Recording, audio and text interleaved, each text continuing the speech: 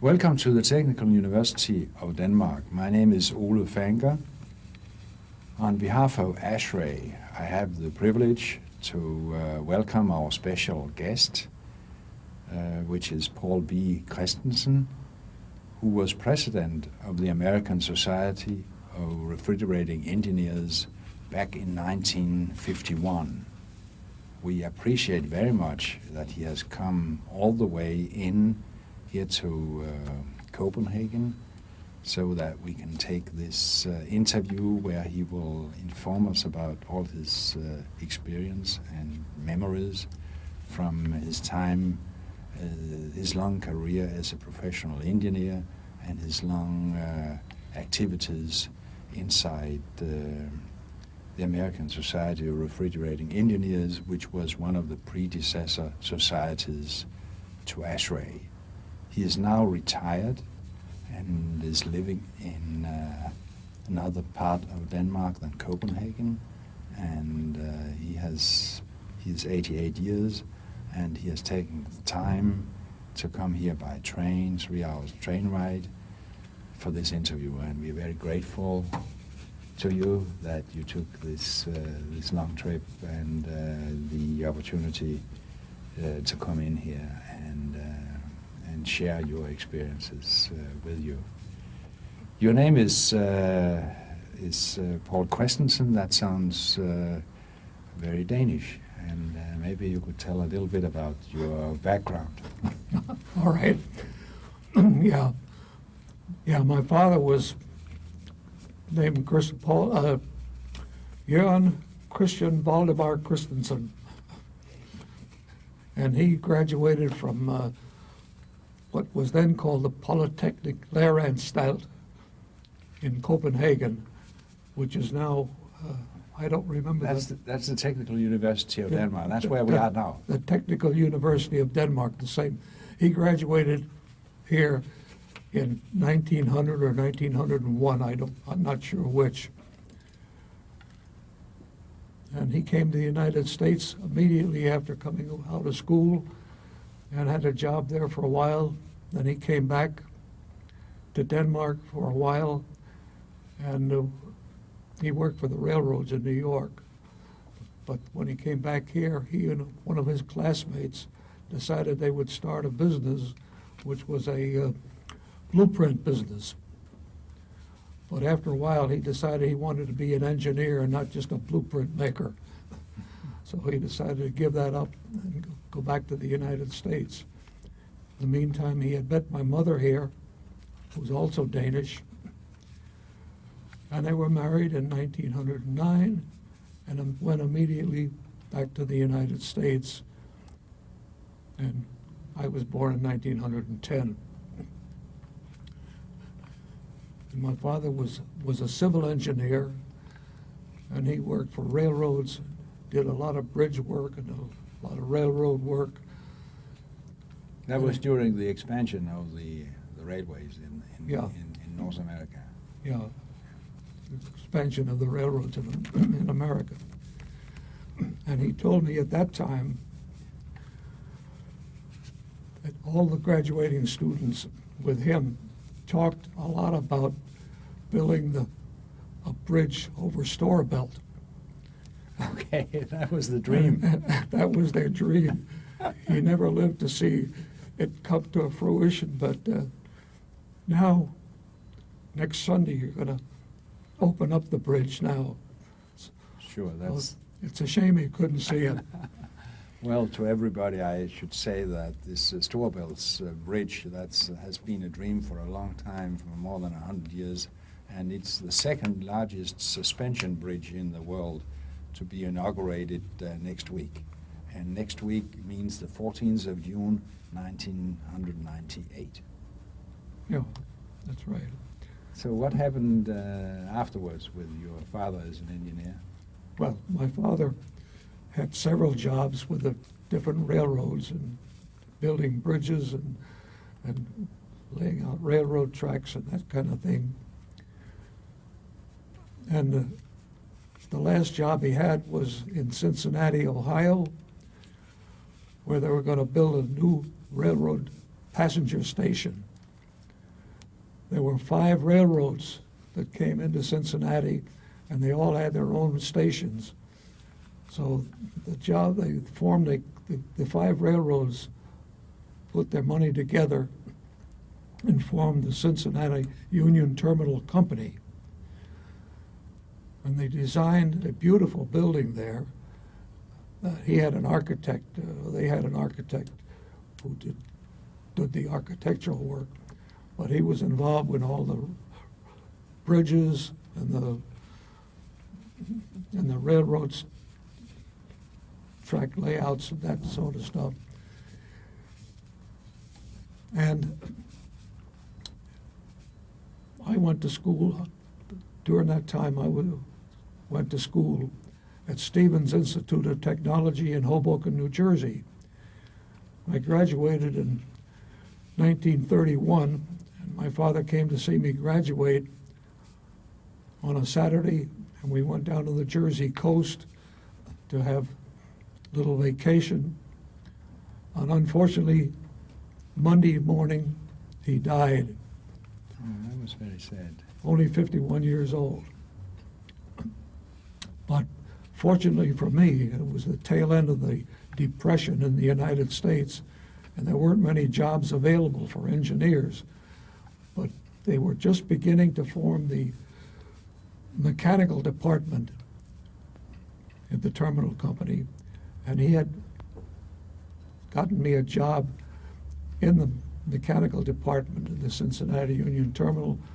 So I worked there for 3 years until the whole thing was finished. And my last job was to make the as-built drawings in the powerhouse that they had. So what happened after you left the railway industry? Well, after I left the railway company, well, I had several other jobs, and one of them was with a consulting engineer. And one of the things that he did, because Prohibition was just finished, and you could now buy alcohol in the United States legally.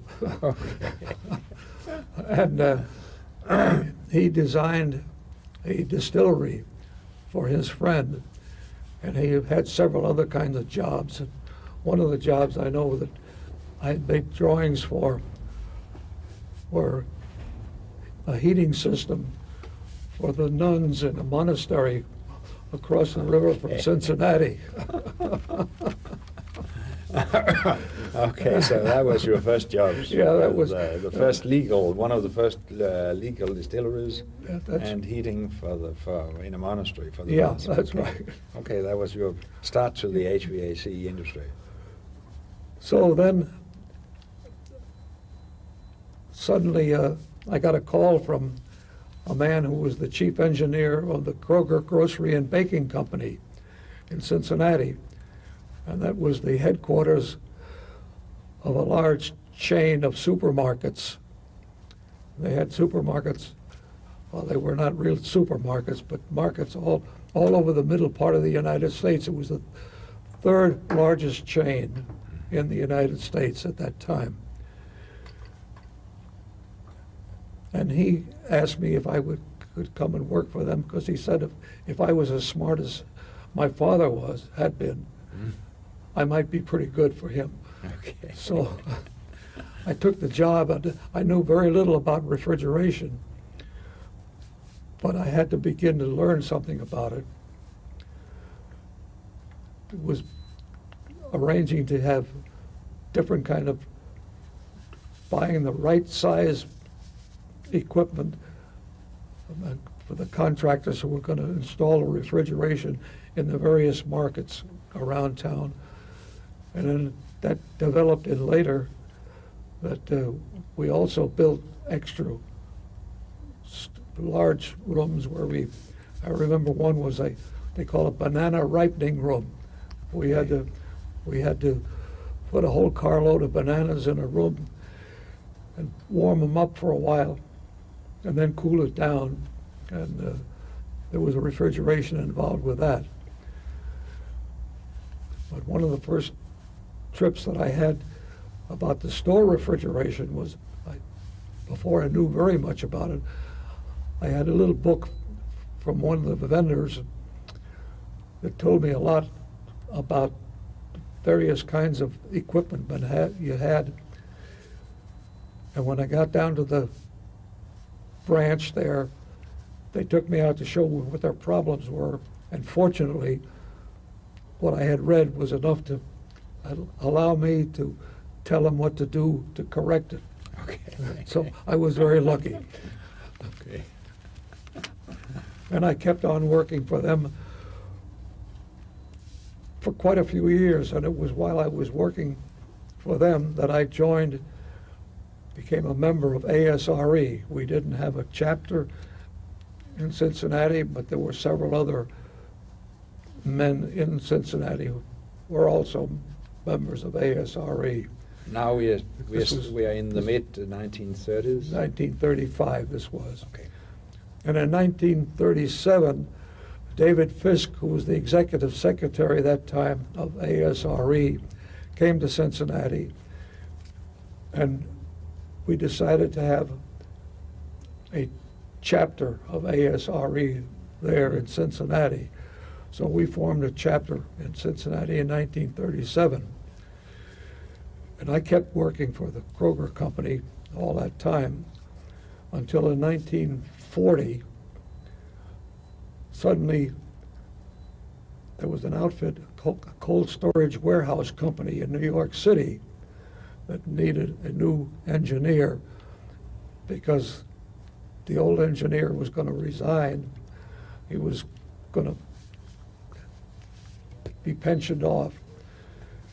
And his assistant was not given the job as president of the company, so he quit. So there was room for me.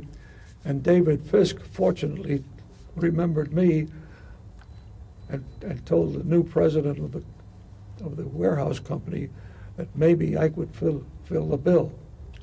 So I went from Cincinnati to New York to interview him. Fortunately, I got the job. I was lucky again. Okay. I got the job. Yes. And we had cold storage warehouses in New York and New Jersey City and Newark, New Jersey. That was during the big expansion. Yeah, during the expansion, yeah. The cold store And we business. bought warehouses in Buffalo, and we bought some warehouses in California. And later on, I began to design a new warehouse for us in Minnesota. And then when I did get to New York, I joined the New York chapter of ASRE and went to all of their meetings and kept on going to their meetings and got very interested in ASRE. And lo and behold, after a while, I became treasurer of the ASRE. For the national. The national treasurer of ASRE. And it was just because of my affiliation with ASRE that I had gotten a job in the warehouse company. So I owe a lot to ASRE and David Fisk for that job. And then in 1951, I finally became national president of ASRE. And well, then you had served as treasurer. I had served as treasurer for 3 years before that. And you also served as vice president, or how was the I think I normal was rule vice at that president time? for a short time, Okay. for a year. And then that year, the IRI, the International Refrigeration Institute, had a big meeting in London. And because I was president of ASRE, I was asked to be honorary vice president of the meeting in London. So I went to London, but first of all, I decided that I would take some vacation time also. So Well, let's hear a little bit about the meeting. How was your impression about, let's say, the international IRI meeting? on the international scene? It was very good. I didn't get involved in many of the technical parts of it because I was sort of an honorary vice president there. But that was a good collaboration. It was a good collaboration. On the political level. Yeah, it was very, very good. And let's see, then So you had a vacation? I had a vacation, but I decided to take a long vacation. So I took my wife and daughter. We took a trip to Sweden and then to Denmark to see some of my relatives. And then my first wife, his father came from Switzerland, so we went down to Switzerland. And from Switzerland, we went to Paris, and we saw all the sights in Paris. And then we wound up at the ASRE meeting in London. Okay, so that was a long trip. So that was a nice long trip. Yes. I think I was gone for 6 weeks. Okay. And then when I came back to the United States again after that trip, a month later, the boss called me in and said he didn't need me anymore. I guess the trouble was took too much for granted. My head became larger than my hat, is what happened. I got a swelled head, as they call it. So I was fired. So I had to look around for another job, and I couldn't find. It was not that difficult at that time. No, it wasn't. It wasn't so difficult at that time. But fortunately, there was a cold storage warehouse company in Boston. We're going to build a new cold storage warehouse in Portland, Maine. And there is where I got the job as the manager of the warehouse in Portland, Maine. And I was up there while they were building it and helped supervise some of the building of the. Well, that was quite a difference to move up north in New England Was compared to New York. It was quite a bit And different. Boston. Yeah, it was quite a bit different. And Portland, Maine it's not as, well, it's a big city. It's compared with the city I live in now. Okay. It had 165,000 people in it, but the reason they built a warehouse in Portland, Maine was because there were many things produced in Maine that were frozen. And Yes. on the way to the market, a warehouse in Portland was a good distribution point. Yes. So we got a lot of stuff from fish, chickens, peas, all blueberries. In fact, we even had a big belt conveyor that I was instrumental in installing and buying to freeze blueberries on a band. The blueberries would bubble with the air blowing up on them. In 5 minutes through the tunnel, they were hard as a stone. Okay. And then we packed them in 30-pound cans at that time, and they went out to the bakers and that sort of stuff. So that was what I did, and I worked there the rest of my working days until I retired in 1975. Okay, so you had a really long time. I had a long in time New there. England. Yes. But about that, and all that time, after I was president, I was still on the executive board of ASRE. And the ASRE people and the ASHRE, I guess we call them, the American Society of Heating and Ventilating Engineers, decided maybe we should talk about making one, because air conditioning was becoming such a big business in the refrigeration business. And after many discussions, we decided it was a good idea, and apparently the other people decided it was a good idea too. So I think it was, what, 1959? 59, yes. 1959. They merged, and we had ASHRAE. Yes. And that- But that wasn't there some resistance before? No, there was not much resistance. There'd been a little resistance, but not too much. Okay. But one of the interesting parts about my job in New York, I forgot to say this before, was that 2 of the men who had been presidents of ASRE before, had worked in the same company that I worked in. So I was the third man in that one company, the cold storage business company, that became president of ASRE before. Okay. How were the national meetings at that The time? national meetings were very active. They had many good papers all the time and many good discussions. They would have a paper read or had 2 or 3 experts comment on it, as I guess they do now too. And the meetings lasted for 2 or 3 days, and we had social affairs also, big banquets and that sort of stuff too. So that was what happened. Well, today, of course, they have these discussions also, but when I see transactions from that time, I'm impressed by the very extended discussions that could go on, and often the information in the discussion is equally or more important than the paper in itself. So probably at that time you had fewer papers and more deep discussions. Is that your impression, or?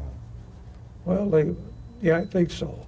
It's a little more concentrated, wasn't it? Yeah, on more concentrated. specific subject. Now you Yeah. have ASHRAE meetings, you have 300 papers presented, and short time and not so deeply reported. And now you have, what do you call them, the symposia. symposiums, and, but fora, you also fora. have ASRE has now, I can't remember what you call A it. special you No, mean they have the But they try, well, a special. seminars? They have seminar, but also they have codes or something like that. Sure, they have the standards. Standards. Standards are And very codes important. for this and codes for that. Yes. And they use, many cities use ASHRAE codes Right. as their city code for Right. what it was involved in what the Sure. ASHRAE people are involved in. That's very much. Very- How about at your time? We did the some of 50s? that. Oh, yeah, we had some of that too. That Yeah. started at that time. Yes. And we also had a data book, and I did some work on the data book one. On the handbook? We did, Yeah. on the handbook, we had to revise some of the chapters and bring them up a little bit up to date also. Yes. And that worked out all right. How about some of the famous characters? Did you meet any of them, like Willie Carrier? Oh, yeah, I met Will Carrier at a meeting in Cincinnati. I think that was one of the meetings where they began to talk seriously about merging the two societies, and he was there. I remember a funny incident. As I told you, a man from the York Ice Machine Company, he was an air conditioning man, really. And he came to the meeting too. His name was Anker Winther, so it's a good Danish name. Okay. His father was Danish too. Yes. And he went up to Willis Carrier and said, are you a member here? And Willis Carrier was a big member in that organization at that time. But he was just that kind of a guy that would ask that kind of a question. Okay. Well, I understand that the meetings took place a little bit like they do today, that over several days, and From what I can see in I get not the transactions, but I get your journal and I get the program, yes, what's going to take place. And the program is the same kind of a program, but more of it yes. today than there was at that time, because it's a much larger society. And How large was the society of that at that time? I don't remember exactly how much. We had several thousand members all Already over. at that time? Yeah. Okay. And we had some members over in Europe also, too. But So what happened after your retirement in Maine, from the company in Maine? And well, what was that? after I retired, I took life 75? easy for quite a while. Okay. And got a chance to play more golf than I had before. Okay, so that's yes. But How come that you came back to Denmark again? Well, that's a good story too. I came back to Denmark. My sister was an avid tourist, and she came over to Denmark many times, many more times than I did. And she and her husband convinced me in 1987, after my first wife had died, that I should come over with them. And we took the Hurtigskib up from Sure. Bergen up to North Cap. The route along the Norwegian western 11 coast. days. Yes. It was a wonderful trip. We had a wonderful time. And then we came to Copenhagen and met all the relatives. We had to meet all the relatives I had here and had a big dinner for them. And so the next year I decided I was going to come back over to Denmark and meet the relatives again. And I had seen this lady that I had met when I was a boy, 12 years old, on a vacation over here too with my mother at that time. And it so happens that her mother and my mother were cousins. And she was a very lovely lady. And she was single. And the funny part is, her first husband name was Paul Christensen too. Okay. But I convinced her in 1988 that she should come over to the United States. She had never seen the United States. Yes. So she came to the United States, and we took an automobile trip all the way out to the West Coast and back again from Portland, Maine. Okay, Only that's the 14,000 classical kilometers. coast-to-coast trip. Huh? Yeah, the classical coast-to-coast trip. Coast-to-coast trip, yeah, back again. So after 9 months, we decided maybe we should get married too. So we went down to the city hall, and she changed her name from Mrs. Paul Christensen to Mrs. Paul Christensen. Okay, so you became Paul Christensen the second. Yeah. Okay. Yes. And that was in the mid-80s. It was in 88, yeah. 88. Yeah, 88. Yes. And then we lived 3 months over there, and then 3 months here. Yes. No, 6 months here and 6 months there, and then 6 months here and 6 months there. And we decided that was too much. It was going back and forth every year. So we decided we could live permanently in one place or the other, Denmark or the United States. So my good wife, new wife, said, "You decide where we're going to live." Okay. My wife had a lot of relatives, a daughter and granddaughters and so forth here, and I had only one daughter, and she was on the west side of the United States, and that's all I had. So I said, we're going to go to Haderslev and live there. So I've lived in Haderslev ever since. Okay. Yeah. And I would just add that Haderslev is a small provincial town. Yeah. With 20 or 30,000 people. 31,000 people. 31,000. 31,000 people. And yeah. that's where Paul Christensen has been living Yeah. ever since. I've been living ever since. Enjoying Yeah. his otium. So, Paul Christensen, at this time, I want to thank you very much for taking your time to come in here to Copenhagen and share all your experience from your long career inside our field and your experience with the predecessor to ASHRAE, American Society of Refrigerating Engineers. Thank you very much for coming in here. You're welcome. I was very glad to come. Well, I hope that Some you say in Denmark, det var så lidt. Okay. Well, thank you very much for coming.